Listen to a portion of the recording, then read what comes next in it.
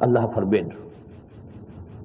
But what I know for sure from the Quran, we shall be held responsible for the whole of the humanity because we have not done our duty regarding them, conveying them the message and producing before them a model.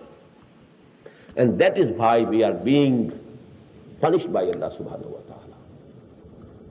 We are in the clutches of divine punishment. We are the Maghdoobi alayhim nation of this time. We think they are the Jews. We are the Maghdoobi alayhim. 1 year before, when I visited here, I delivered a lecture, and that is present, turmoil of this ummah. We are muazzab. We are being punished for not doing our duty in this world, and we are risking a more strict punishment in the hereafter. وَجَاهِدُوا فِي اللَّهِ حَقَّ جِهَادِهِ.